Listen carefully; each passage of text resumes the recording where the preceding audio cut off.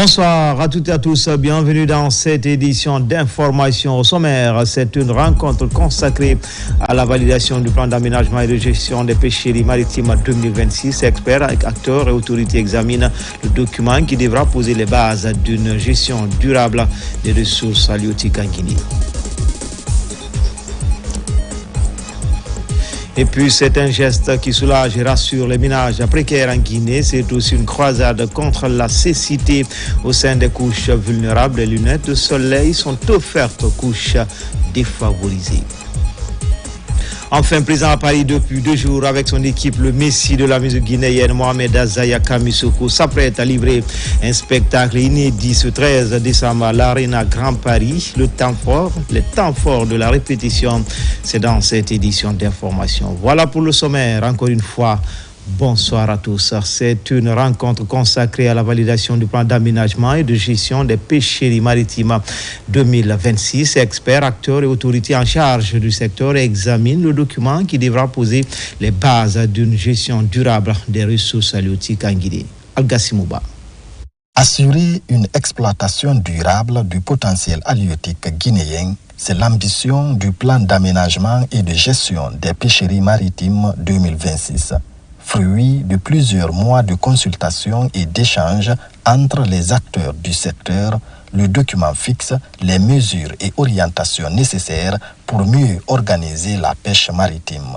Lors de cette rencontre, le plan a été officiellement présenté au ministre de la Pêche. La validation d'un plan d'aménagement des pêcheries sert à légitimer, harmoniser et rendre opérationnel un cadre de gestion pour assurer la durabilité des ressources halieutiques, la viabilité économique des pêcheries et l'équité sociale, en impliquant toutes les parties prenantes pour éviter la surexploitation et garantir une exploitation rationnelle à long terme. Ce plan marque la volonté du gouvernement d'instaurer une gestion plus rationnelle et transparente des ressources halieutiques afin d'accroître les retombées économiques et sociales pour le pays. À vous, chers armateurs, armatrices, votre rôle est déterminant dans la réussite de ce plan. L'inclusivité qui a marqué son élaboration témoigne la volonté du gouvernement de construire avec vous une filière forte, bien structurée et économiquement viable. Les réformes introduites, notamment celles relatives aux conditions d'accès, aux obligations de déclaration, aux règles de débarquement ou encore aux coûts d'exploitation ont été pensées pour améliorer l'efficacité du secteur tout en assurant une meilleure régulation. Après sa validation, une campagne de dissémination sera lancée. Des équipes se rendront dans plusieurs zones de pêche pour expliquer le contenu du plan en langue locale et sensibiliser les communautés concernées.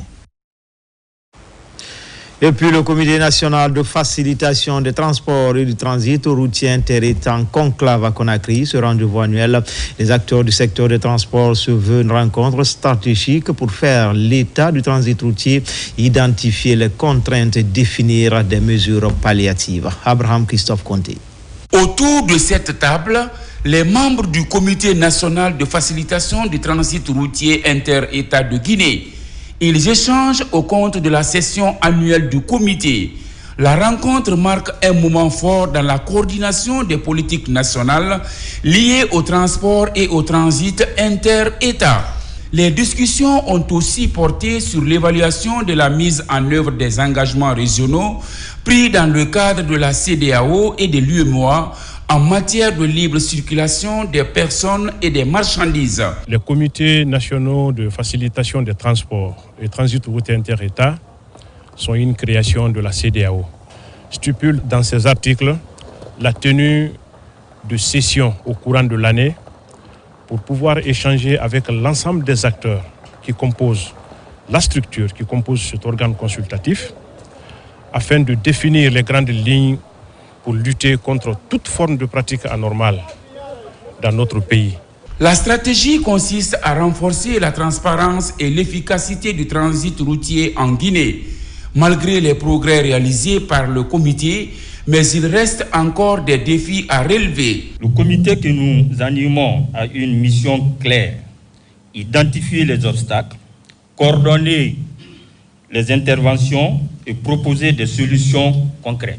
Cela constitue pour nous un forum pour la simplification des formalités, procédures et documents utilisés en matière de transport et de commerce, en proposant des projets de réglementation, mais également en veillant à l'application effective des dispositions et conventions sous-régionales relatives au transport et transit routier inter-États. À l'issue de ces travaux de 2 jours, le comité s'est engagé à renforcer le suivi des recommandations et à mettre en place un cadre permanent de concertation entre les participants afin d'améliorer durablement le transit routier inter-État.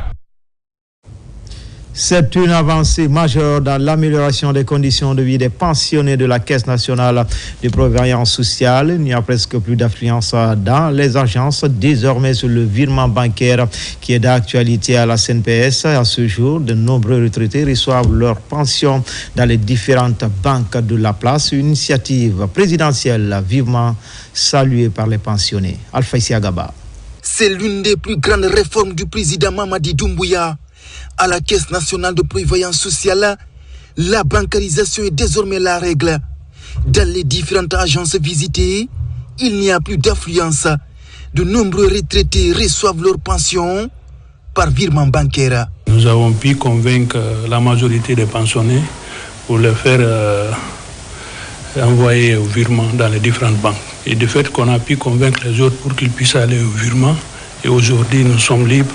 Et il n'y a pas assez d'affluence. De Kalouma Matoto en passant par Dixine, Matam et Ratoma, les agences de la CNPS sont quasi désertes. Il n'y a aucune file d'attente. Une réforme majeure qui séduit les pensionnés, l'autre frange importante de la population guinéenne. Avec le virement qui a lieu, aujourd'hui, Matoto est à plus de 3000 et quelques dossiers déposés depuis le mois de juin. Donc ça fait qu'on a moins d'affluence. On espère que d'ici la fin de l'année, qu'on soit au moins à 80-90% des pensionnés virés. Mamadi Doumbouya nous a reconfortés, il nous a haussé, il a montré aux gens que nous sommes aussi des humains. Avant, on était piétinés. Mais depuis qu'il est monté au pouvoir, il a prouvé aux gens que vraiment, que nous sommes des humains, qu'on doit être remerciés, mais par de bonnes manières. Outre le virement bancaire des pensionnés, s'ajoute la révalorisation de la valeur monétaire du point d'indice. Les retraités expriment toute leur gratitude au président Mamadi Doumbouya. Moi, j'ai fait valoir mes droits à la retraite en décembre 2024. Mais j'avoue, les réformes qu'il a engagées, vraiment, ça soulage les pensionnés. D'abord, le fait de nous recenser, de nous enrôler, d'augmenter nos pensions.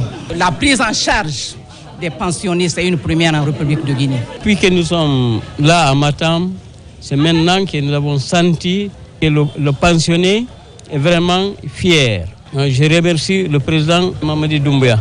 À la Caisse nationale de prévoyance sociale, la bancarisation a permis de mettre fin aux longues files d'attente pendant les jours de paye. Mieux encore, les pensionnés bénéficient d'une couverture médicale au même titre que les fonctionnaires en activité, avec une prise en charge à hauteur de 80%. C'est un geste qui soulage et rassure les ménages précaires en Guinée. C'est aussi une croisade contre la cécité au sein des couches vulnérables. Des lunettes de soleil sont offertes grâce à l'appui de l'association internationale Lunettes sans frontières et Yirde Kudeko, une action couplée à la sensibilisation sur la santé visuelle. Abdoulaye Niguelande Diallo. L'initiative de Yirde Kudeko s'inscrit dans une démarche de solidarité visant à améliorer la qualité de vue des personnes nécessiteuses. Plus de 10 000 paires de lunettes ont été offertes. Le but est de permettre à de nombreux bénéficiaires de mieux percevoir le monde qui les entoure. Ces lunettes adaptées aux besoins spécifiques de chaque individu sont obtenues grâce à la franche collaboration entre Lunettes sans frontières et l'association Yirde Kudeko. C'est la première fois, je pense, que l'organisation Lunettes sans frontières fait un don en Guinée. Donc ce sont ces lunettes qu'on a reçues, c'est 10 000 paires de lunettes de soleil et de lunettes de vue qu'on a reçues et qu'on doit offrir aux structures spécialisées pour les distribuer gracieusement à toutes les populations guinéennes, à tous ceux qui ont besoin de lunettes pour corriger leur vue ou pour se protéger contre le soleil, notamment les albinos, donc les malvoyants. Et nous leur conseillerons tout simplement de distribuer les lunettes à tous les nécessiteux sans en prendre un centime. À travers ce geste, l'ONG Hirdeco poursuit ses efforts pour accompagner la politique sanitaire des autorités guinéennes. Un véritable soulagement pour ceux qui souffrent des problèmes de vision. Aujourd'hui, nous sommes là pour réceptionner un grand lot de lunettes de soleil qui nous a été offert par la fondation association l'ONG Hirdeco, mais aussi l'association Lunettes sans frontières. Nous les remercions du fond du cœur pour ce don. Et comme à l'accoutumée, la fondation ADD va partager équitablement ces lunettes de soleil aux personnes nécessiteuses. Comme nous l'avons toujours fait, nous continuons de le faire. Un bel exemple de solidarité et d'engagement envers les plus démunis. Grâce à ce don, de nombreuses vies peuvent être améliorées et l'espoir d'un avenir meilleur renaître.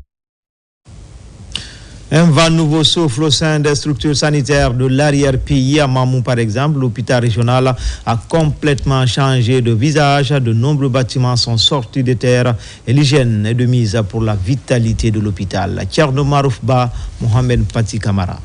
L'hôpital régional de Mamou entame une nouvelle phase de transformation. De nouveaux bâtiments d'hospitalisation sont construits et à ce jour opérationnels. La réalisation de ces infrastructures vient ainsi augmenter la capacité d'accueil au sein de ce centre hospitalier. Aux côtés des édifices, l'hygiène hospitalière est de mise. Des espaces verts sont ainsi aménagés dans le but de donner un cadre idéal aux visiteurs. L'hôpital a changé de visage. Parce que quand tu viens aujourd'hui à la rentrée de l'hôpital, tu vas comprendre que oui, tu es venu dans un hôpital régional. Non seulement il y a des visites qui sont là, l'accueil est là, et surtout quand tu rentres à l'hôpital, tu vas croire que tu es peut-être dans une clinique privée tellement que la propriété est là. L'hygiène, la propriété, elle est claire. Là où vous voyez comme ça, un hôpital comme ça, à l'air libre, tu peux approcher même un plat pour manger. À plus forte raison qu'autre chose, ça prouve à suffisance que l'hygiène est là. À travers une nouvelle politique de gestion mise en place par l'administration de l'hôpital, les offres de soins se modernisent grâce aux recettes et aux subventions de l'État. Un bureau d'entrée opérationnel et un système de digitalisation des données hospitalières sont rendus possibles pour un suivi permanent et rigoureux des patients. Donc moi ici vraiment j'ai eu la chance, si je peux le dire comme ça, que les travailleurs adhèrent à tout ce que j'envisage qui rentre dans le cadre vraiment de l'amélioration de la qualité du travail. Il permet aux prestataires ici d'administrer des soins de qualité. Aujourd'hui, l'hôpital régional de Mamou est entre modernisation progressive et réflexion sur son mode de gouvernance. Un enjeu majeur pour une région en pleine croissance où l'accès des soins reste l'une des préoccupations des autorités sanitaires du pays.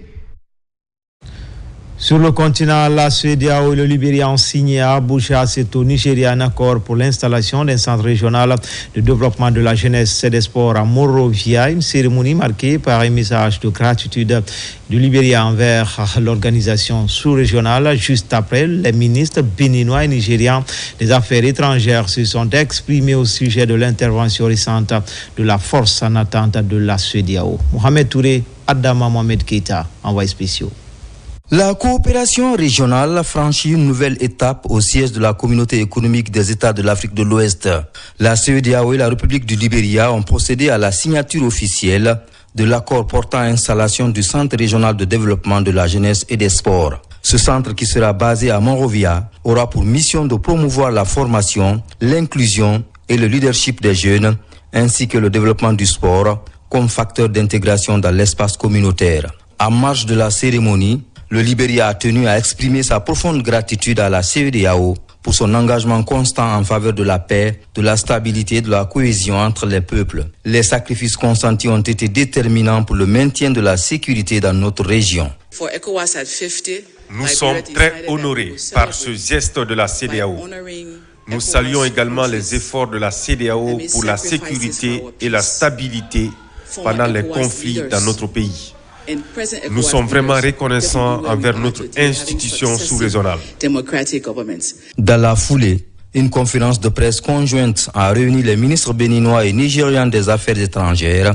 Au centre des échanges, l'intervention récente de la force en attente de la CEDEAO au Bénin, déployée dans le cadre d'un exercice de sécurité régionale. Entre intégration, jeunesse, sécurité et solidarité, la CEDEAO réaffirme une fois encore sa volonté d'agir pour une région stable et prospère au service de ses populations. Volet emploi avec le lancement des travaux de construction du siège de l'AGIP une fois achevé à Matam. Ce bâtiment offrira un meilleur cadre d'accueil, d'encadrement des jeunes entrepreneurs ou en quête d'emploi. Également, il servira d'espace pour délivrer les permis de travail. Tchernosman Diallo. L'Agence guinéenne pour l'emploi et l'entrepreneuriat AGIP va bientôt se doter d'un siège digne de ce nom. Le bâtiment R+2, dont les travaux sont déjà en cours, va également abriter TDSS, partenaires techniques engagés dans la délivrance des permis de travail. Cette construction, prévue dans les engagements contractuels du projet en BOT de digitalisation des permis de travail des étrangers, est l'une des obligations majeures du délégataire. Elle vise à doter l'AGIP d'un siège moderne, fonctionnel et durable. C'est un chantier de R+2 qui a été débuté le 15 août 2025 avec un délai contractuel de 8 mois. Mais nous comptons rendre le chantier, si Dieu le voudra bien, avant le délai contractuel. Situé dans la commune de Matam, le futur siège de l'AGIP fait partie des éléments de mise en œuvre de la politique nationale de l'emploi. Ce siège offrira un espace d'accueil structuré, des salles d'orientation professionnelle, des guichets intégrés, des outils digitaux et un parcours dédié à l'entrepreneuriat. Ce dispositif permettra aux jeunes talents non seulement d'accéder à un emploi salarié, mais aussi de projeter comme créateurs de valeur, de porteurs d'initiatives économiques durables. La construction de ce nouveau siège de l'AGIP s'inscrit au cœur d'un chantier politique majeur, celui de la transformation structurelle du marché de l'emploi en Guinée, impulsé par son Excellence le Président de la République, Mamadi Doumbouya, dont le leadership engage résolument notre pays dans une dynamique de rupture fondée sur la rigueur, la performance publique et l'investissement dans le capital humain. Ces dernières années, le ministère de l'enseignement technique, de la formation professionnelle et de l'emploi a intensifié les actions pour renforcer l'AGIP et soutenir des programmes d'insertion. En région, tout d'abord, à Nzérékouré, les autorités locales viennent de lancer les travaux de construction de la Chambre de commerce, d'industrie et d'artisanat régional, un espace d'accueil, de retrouvailles des acteurs économiques et autres cadres du département. La cérémonie de pose de la première pierre a connu une forte mobilisation des opérateurs et grand public de la région. Mohamed Saloupaï, Mohamed Lamine Diallo. Ce futur bâtiment moderne devra offrir un cadre adapté aux opérations commerciales, améliorer la coordination entre les acteurs économiques et renforcer l'accompagnement des opérateurs privés. Pour les autorités locales, cette nouvelle infrastructure s'inscrit dans la vision de modernisation des institutions économiques et de dynamisation du secteur privé dans la région forestière.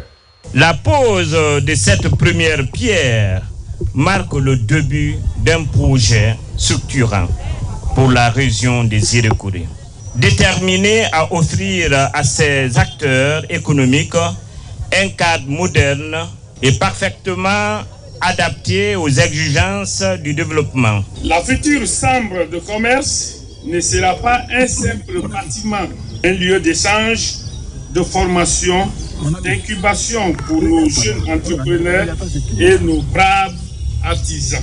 Les travaux lancés constitue une étape clé vers la création d'un environnement plus favorable aux investissements, à l'entrepreneuriat et au développement de nouvelles opportunités commerciales au bénéfice des populations. La Chambre de commerce, d'industrie et d'artisanat de Guinée, CCIAG, dont le président national est M. Mamadou Baldé, après près de 20 ans d'inactivité, a été relancée en mars 2022 grâce à la volonté de son Excellence, M. le Président de la République, que le Bureau consulaire national, à travers le plan stratégique quinquennal de la CCIAG, procède à l'érection de cette infrastructure économique dans notre capitale régionale de Nzérékouré. Avec cette pose de première pierre, Zéro Corée confirme sa volonté d'avancer vers une économie locale plus structurée, plus compétitive et tournée vers l'avenir. Renforcement des capacités de près de 50 agents techniques de supervision de l'Agence nationale de financement des collectivités de la région de Kindia. De nouvelles plateformes sont ainsi mises à leur disposition pour assurer la remontée des données géographiques des sites de l'agence. L'idée de faciliter la prise de décision et le suivi et évaluation des projets et programmes de l'ANAFIC. Fanala Baya Kamara, son enseignant. Ce conclave de Kindia réunit les différents agents techniques de la région autour de nouvelles plateformes mises en œuvre par l'Agence nationale de financement des collectivités. L'idée est de faire la remontée des données de géolocalisation des sites de l'agence en temps réel. Il y aura un module sur la notion du système d'information géographique. Après, il y aura un module sur Kobo Toolbox. Et notre module, c'est le Kobo Collect, pour pouvoir collecter les données à travers un téléphone Android. C'est pour faciliter le suivi à distance et ça nous permettra vraiment en temps réel d'avoir les informations au niveau des collectivités. Une fois que les données sont renseignées, et on doit prendre les coordonnées géographiques, et les coordonnées géographiques, à travers les coordonnées géographiques, on va afficher ça au niveau d'une carte thématique pour pouvoir prendre des décisions. C'est un outil vraiment, la prise de décision. Il s'agit de faciliter la prise de décision et de suivre à distance les différents projets et programmes initiés par l'ANAFIC dans la région de l'Abbé. L'exercice bénéficie du soutien de la Banque mondiale. Leur rôle sera un rôle vraiment d'appui auprès des collectivités pour leur permettre de recenser à date, depuis la création de l'ANAFIC en 2019, les réalisations exécutées sous financement de l'ANAFIC, à les insérer dans la base de données pour faire la capitalisation des acquis de l'ANAFIC au niveau national. Désormais, la prise de décision au sein de cette agence s'appuiera sur les données géographiques répertoriées à travers des outils numériques. Les premières remontées sont annoncées en décembre 2025. Au sein de la Grande Muette, le chef d'état-major général adjoint des forces armées a présidé la remise des insignes de grade à l'École nationale des sous-officiers d'actifs de Manéa, sous 107 promus, dont 8 stagiaires des pays africains. Adjudant-chef Mamadou Alioubari, il est correspondant de la presse militaire. L'École nationale des sous-officiers d'actifs de Mania, l'un des pôles de référence de l'enseignement militaire en Guinée. L'institution procède à la remise des diplômes à la 6e promotion semi-directe. Une cérémonie marquant ainsi la fin d'un cycle académique de 16 mois de dur labeur. Messieurs les institutions diplomatiques des pays amis et frères, merci de nous avoir confié la formation des défenseurs de vos pays respectifs à notre institution. Merci mon général pour tout ce que vous œuvrez avec la coopération des pays amis et les stagiaires étrangers qui arrivent maintenant en grand nombre à la République de Guinée. Chers élèves sous-officiers, vous êtes désormais prêts à rejoindre vos unités. Vous y porterez haut les valeurs qui vous ont été inculquées. Discipline, loyauté, courage et sens de la mission. S'élever par l'effort. L'école est fière de vous. Votre nation compte sur vous. Une cérémonie rehaussée par la présence des cadres civils et militaires. En première ligne, le chef d'état-major général adjoint des armées, qui a procédé au baptême de la promotion. Chers stagiaires, vous porterez un nom prestigieux en la personne du général de brigade Ange Bangoura.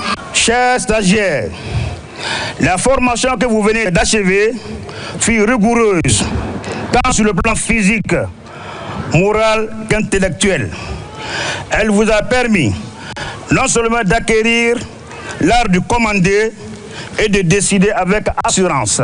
Fort d'un effectif de 67 sous-officiers, dont 7 personnels féminins. Cette promotion compte 8 nationalités originaires du Congo, du Niger, du Burkina Faso, du Mali, du Cameroun, du Togo, du Bénin et du Gabon. Je remercie vraiment les encadreurs d'ici. La Guinée devient déjà pour moi un deuxième pays et puis je serai ravi de revenir un autre jour.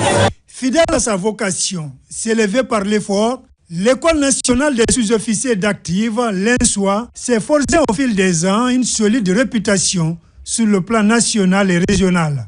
Depuis sa mise en place, elle suscite l'admiration de plusieurs pays africains. Dans l'actualité également, fin du programme Déclic à Conakry, c'est une initiative de la francophonie pour consolider les connaissances des jeunes Guinéens sur les métiers du numérique. L'ASCAD exécute le projet en partenariat avec l'agence universitaire de la francophonie et Simplon Guinée. Bakari Bambakonde. Après plusieurs mois de formation intensive, le programme Déclic de l'Organisation internationale de la francophonie a récemment célébré la fin de son cycle de formation destiné à renforcer les compétences numériques des jeunes en Guinée. Mise en œuvre par l'ASCAD avec l'Agence universitaire de la francophonie et Simplon Guinée, ce programme vise à améliorer l'employabilité locale dans un monde de plus en plus digitalisé. Actuellement, le monde s'étend vers le numérique, comme j'ai dit, l'expansion du numérique. Donc, il faut vraiment encourager nos jeunes Guinéens à se orienter vers le domaine numérique et je pense qu'avec ça, nous pourrons vraiment faire l'affaire de cette nation. Au total, 335 jeunes ont bénéficié de cette initiative. Les formations ont porté sur divers aspects du numérique, incluant le développement web, le graphisme et la gestion de projets digitaux, permettant aux jeunes d'accéder à des opportunités d'emploi et d'entrepreneuriat. Sur un an, nous avons formé des jeunes à Conakry, à Bokeh, à Cancan, à Labé et à Mamou. Ces jeunes ont suivi des parcours de 3 à 4 mois qui étaient ultra professionnalisants, qui leur permet aujourd'hui de venir discuter avec les entreprises pour obtenir un stage ou un premier emploi. C'est une opportunité qui est offerte à nous, entreprises des nouvelles technologies, pour dénicher de nouveaux talents afin de renforcer les capacités de nos ressources humaines. Les partenaires de la francophonie ont exprimé leur satisfaction quant aux résultats du programme. Au terme de la formation, c'est d'organiser donc un job dating que vous avez vu tout à l'heure, qui met en relation les apprenants et les entreprises avec l'objectif et l'espoir qu'ils puissent obtenir un emploi ou au moins un stage. En renforçant l'employabilité, ce programme Déclic se veut bâtir un avenir promoteur pour les nouvelles générations dans un monde de plus en plus tourné vers le numérique. Conakry a également vibré récemment au rythme de la formation professionnelle. Cabinet, instituts, experts nationaux et internationaux, tous réunis pour le tout premier salon des cabinets instituts de formation et rendez-vous qui ambitionne de devenir une vitrine incontournable du savoir, de l'emploi et des compétences. Koumara Moussa. C'est une première en Guinée. Cabinets privés, instituts spécialisés et acteurs publics se retrouvent sous un même toit pour mettre en lumière les enjeux de la formation professionnelle dans le pays. Une initiative inédite rassemblée autour du salon des cabinets et institutions de formation de Guinée, Salsifog. L'objectif visé par ces salons, c'est premièrement créer un espace d'échange entre les acteurs de la formation professionnelle et continue, donner de la visibilité aux cabinets et instituts de formation de Guinée, créer une plateforme qui va aider les jeunes à trouver des opportunités. Mais au cœur de ces salons, un stand attire toutes les attentions, celui de l'Office national de formation et de perfectionnement professionnel. Ici, experts, consultants et encadrants expliquent les dispositifs mis en place. Ils sont en contact avec tous les cabinets de formation et instituts de formation pour les aider à donner le meilleur de toutes les formations possibles. Et dans cette optique, ils aident aussi le gouvernement à pouvoir former le maximum de professionnels possible. Et ça m'a énormément plu. Donc c'est voir un peu la proposition au niveau global et j'ai vu que l'ONFPP est un organisme qui permet vraiment de centraliser l'ensemble de l'offre et d'accompagner les entreprises. Pour l'ONFPP, ce salon est plus qu'une participation. C'est une vitrine, une opportunité et surtout une invitation à bâtir la Guinée de demain à travers la compétence. Nous avons décidé de former en qualité, non plus forcément en quantité. Et pour rehausser le niveau de formation, la qualité que nous voulons, il faut passer par les cabinets qui dispensent les formations. Donc, dans notre sens, ce premier salon nous permet de divulguer notre vision. Dans un pays où chaque année des milliers de jeunes cherchent leur place, l'Office national de formation et de perfectionnement professionnel se veut un guide avec des formations qualifiantes adaptées et surtout orientées vers l'emploi.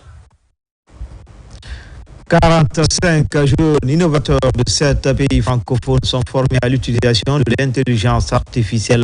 C'est pour leur permettre de relever les défis du moment. C'est dans le cadre de la poursuite du projet Transform Africa Summit, un exercice accompagné par le PNUD et l'ambassade du Japon. Bosman Yaya Silla. Ils sont 45 jeunes innovateurs de 7 pays francophones, y compris la Guinée. Ils ont acquis des compétences techniques entrepreneuriales grâce à une formation de 3 semaines.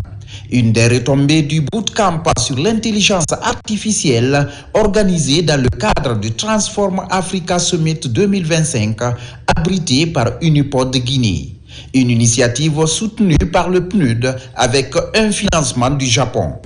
L'avenir, c'est aujourd'hui et il faut l'innovation pour pouvoir surmonter les aléas de développement. Ils ont fait défiler ici des initiatives très pertinentes pour notre continent.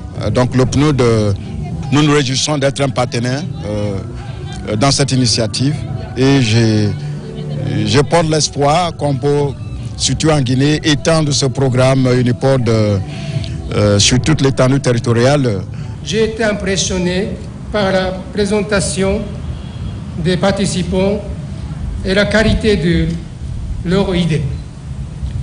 Je tiens à féliciter ce programme qui a permis de découvrir les talents des jeunes et de concrétiser leurs idées. Cette initiative offre un accompagnement personnalisé et des ateliers pratiques pour transformer les concepts d'intelligence artificielle en prototypes fonctionnels. Notre ambition, c'est de doter notre pays des ressources et des talents nécessaires pour animer la conversation, mais surtout tenir le développement technique et technologique de notre pays.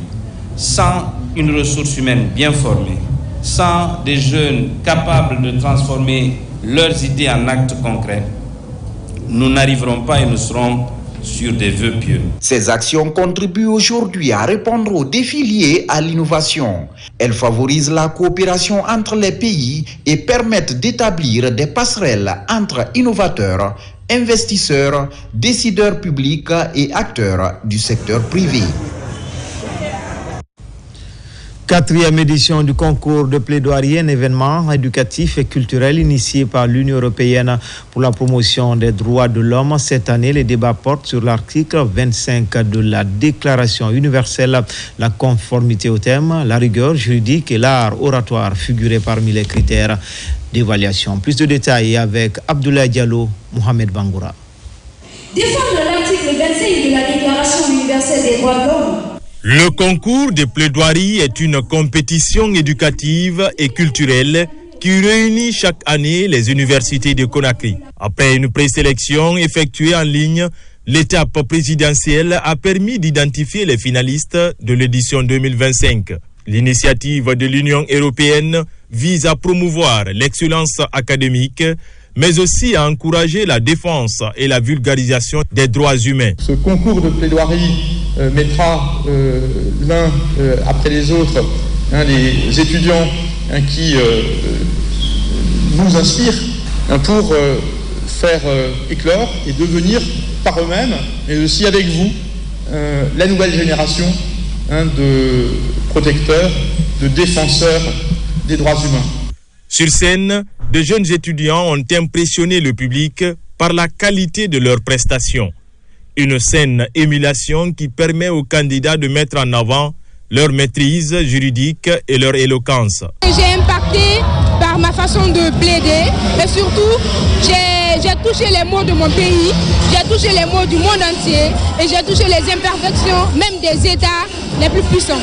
Je me félicite en tant qu'État membre de l'Union européenne que mon collègue de la délégation pour la 4e année ait organisé ce concours de plaidoirie qui montre à quel point la jeunesse de Guinée se saisit de ces sujets, les fait vivre au quotidien, les incarne et les plaidoiries étaient incroyables, l'ambiance. Cette 4e édition du concours des plaidoiries dédiée à la vulgarisation de l'article 25 de la Déclaration universelle des droits de l'homme s'est tenue dans une ambiance festive et conviviale.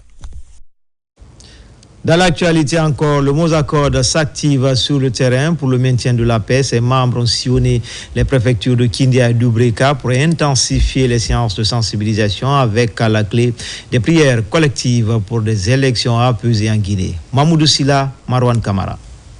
La caravane nationale de sensibilisation pour le maintien de la paix poursuit son parcours à travers le pays. Après une première étape à Dubreka, la délégation du Mosacode s'est arrêtée dans la ville des Agrumes. Ici, la délégation est reçue par les sages de Kindia pour une prière collective en faveur de la quiétude sociale en cette période électorale. India est très content de la visite d'une des sœurs du président de la République.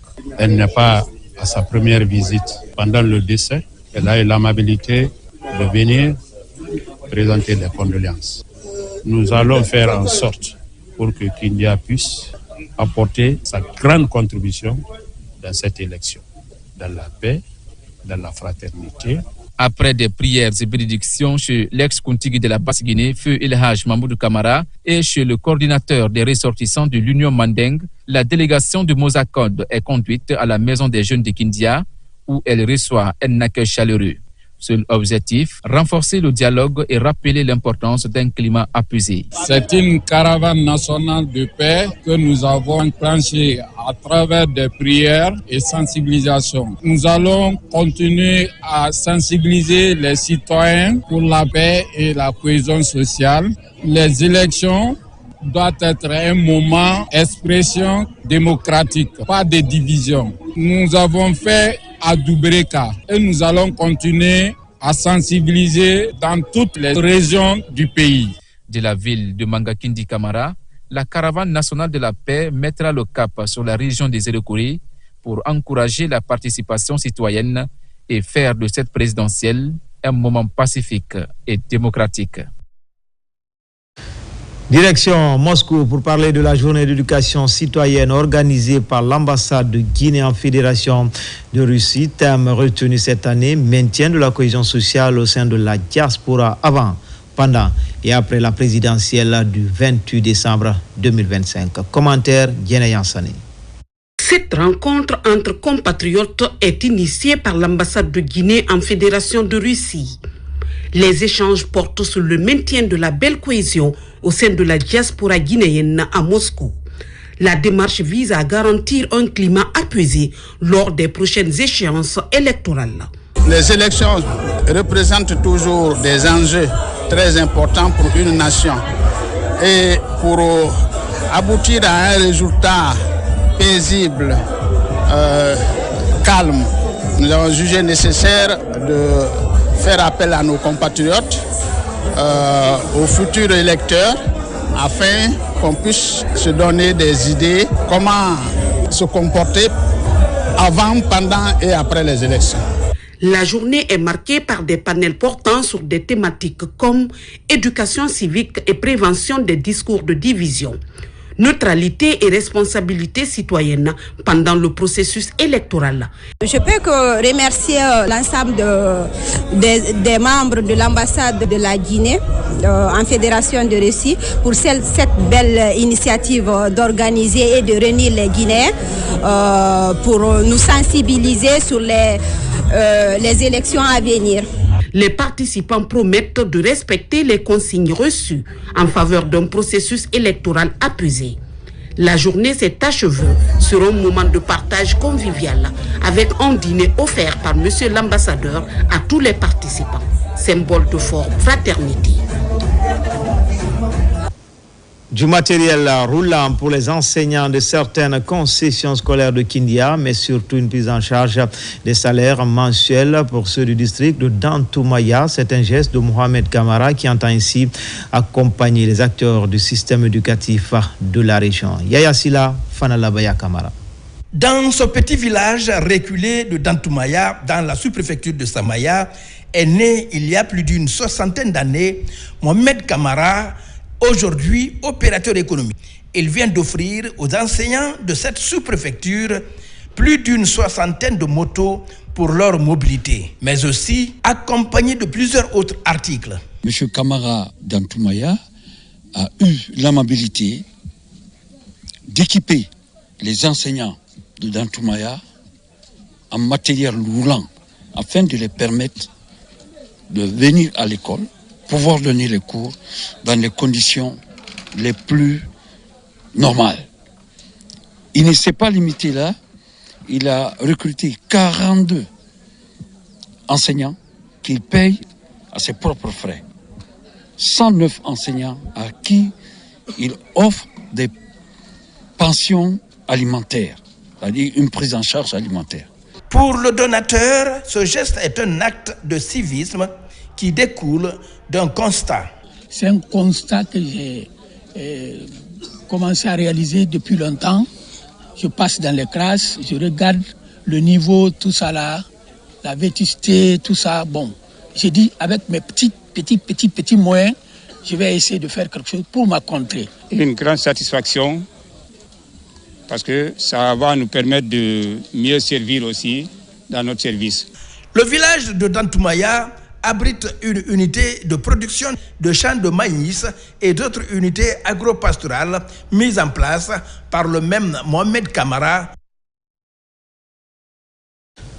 L'on se rappelle de cet incendie du 1er décembre dernier qui a failli ôter la vie à plusieurs écoliers de l'école El Hadj Omar Tall du quartier Madina Centre, mais les jeunes du quartier, avec leur courage et détermination, ont pu sauver tous les élèves de cette école primaire. Aujourd'hui, cet acte de bravoure est célébré par les autorités communales et éducatives de Matam. Des satisfecits ont été décernés aux encadreurs et jeunes volontaires. Nabila Moussa Kamara, Foudé Kamara. C'est une cérémonie de reconnaissance de la part des autorités communales de Matam à l'endroit des jeunes qui ont risqué leur vie pour sauver les élèves lors de l'incendie à l'école primaire El Hadj Omar Tall de Madina Centre. Sous les yeux des responsables communaux de l'éducation de Matam et les représentants en charge de l'enseignement élémentaire, la bravoure de ces jeunes a été saluée. La délégation spéciale de Matam, en rapport avec le ministère de l'Éducation préuniversitaire, de décerner des satisfecits à ces héros de Matam, ces héros de la République, pour prouver à l'opinion qu'ils ont fait un geste très héroïque et que ce geste doit être sanctionné par quelque chose. Sauver une vie, c'est sauver toute l'humanité entière. Nous sommes sacrifiés et faire tout nos possibilités pour que ces enfants n'ont pas de problème. Remercions Dieu et nous remercions vraiment la commune. Après l'incendie, l'école primaire El Hadj Omar Tall a été momentanément fermée pour des raisons de sécurité. À l'issue d'une réunion technique entre les autorités communales de l'éducation, la mairie de Matam et autres personnes de bonne volonté, de nouveaux établissements sont choisis pour garantir la continuité des cours afin de sauver l'année scolaire des élèves. Si les élèves ont repris le chemin de l'école de sitôt, ils n'ont pas chômé. C'est ça, c'était mon problème. On a eu à faire des travaux techniques, pédagogiques et sociaux pour que les élèves puissent reprendre le chemin de l'école. Ça ne fait que me réjouir, moi. Considérés désormais comme des héros, les jeunes qui ont secouru les enfants le 1er décembre 2025 lors de l'incendie à l'école primaire El Hadj Omar Tall du quartier Madina Centre sont célébrés. Enfin, culture, présent à Paris depuis des jours avec son équipe, le Messie de la musique guinéenne, Mohamed Zaya Kamisoko, s'apprête à livrer un spectacle inédit ce 13 décembre à l'Arena Grand Paris. Cet événement marque un tournant décisif dans la carrière de l'artiste qui sera le tout premier à s'attaquer à cette salle emblématique. Les temps forts de la répétition avec Mohamed Souma, Alia John Keita, Kadiatou Kaba. Chanteur, bassiste, compositeur, balafoniste et interprète, le Messie de la musique guinéenne Azaya s'apprête à brandir haut le tricolore guinéen à l'international. À Paris, il livrera ce week-end un concert inédit à ses fans venus des 4 coins du monde pour le soutenir et soutenir la musique guinéenne. Pour l'artiste, il est désormais temps de défier les grandes scènes du monde. Et il est temps que la musique guinéenne s'impose à travers le monde. Il est temps que la musique guinéenne s'affirme sur la scène internationale et c'est ce que nous avons mis en place. Aujourd'hui, je ne suis pas seul sur cette scène. Je suis avec mes frères artistes guinéens mais aussi mes frères artistes africains qui sont venus de partout dans le monde pour soutenir la Guinée. Demain, ça sera un événement historique. On l'a dit et vous n'avez encore rien vu parce que demain, ça sera un autre défi pour la Guinée. Ce concert intervient à l'occasion des 10 ans de carrière d'Azaya, après une constance rare observée sur la scène musicale africaine et mondiale. L'Arena Grand Paris sera aussi l'occasion de remercier ceux et celles qui ont contribué à son succès. Sachez que les fans sont venus de partout à travers le monde pour assister à ce concert. Les États-Unis, l'Australie, l'Angleterre, toute l'Europe, toute l'Afrique, la Guinée, mais on a vidé le pays.